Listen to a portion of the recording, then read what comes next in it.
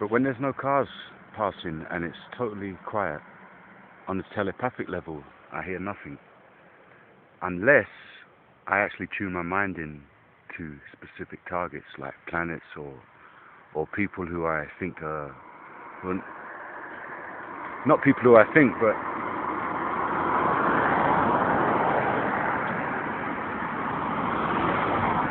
people who I guess are looking at the website or reading books that I've written or talking about me or whatever. If I really tune my mind in, I can pick up that. But apart from that, if I just stand here and gaze over the landscape, I hear nothing. It's completely quiet. So at a future time, I may need to live at a high altitude just to be above that circuitry.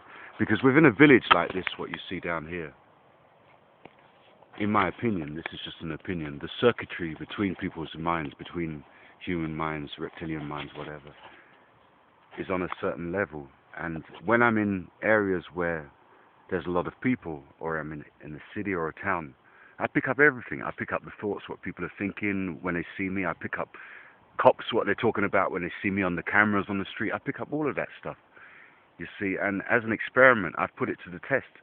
When I'm at an altitude like this, I hear nothing. So, this is my own deduction. This is my own conclusion. But I'm going to test it further. But definitely in the future, I will live at a high altitude, away from a lot of people, so I can have a bit of peace of mind. Because unfortunately, in my mother's time, she was thought of as crazy because science didn't accept that, she heard voices in her head, but it was telepathy. And I think a lot of people now are accepting that telepathy is a reality. And you've only got to look on YouTube or on the internet or watch programs on TV, and some serious scientists and professors will talk about telepathy. It is a reality. And I'm coming forward and I'm saying, yes, I do have telepathy. I experience telepathy with other people, with animals, and with extraterrestrials.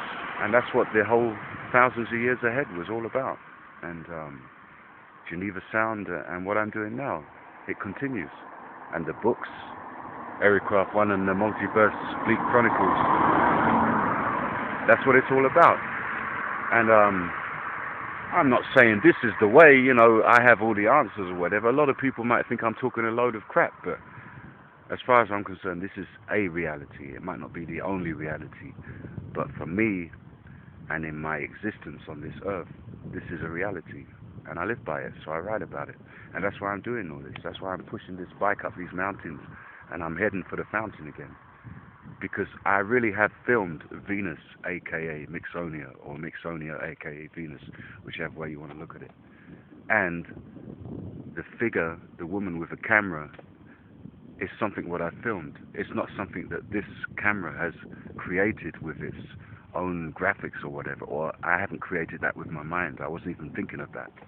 It's something that is there. So, well, we'll see now. We'll see if the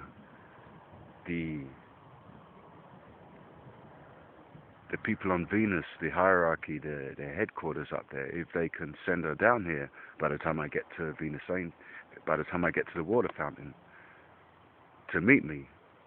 If not, I've sent a text message to Sugar Rainbow to get her to come and photograph her for the movie, to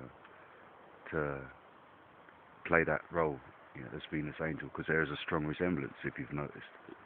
But if she can't do it, maybe the real angel will appear. Maybe Sugar Rainbow is part of the Venus Angel. Maybe it's part of the same thing. It's another part of Flame, a different part of her in a different dimension. Anyway, I'm going to end this now. End of vlog.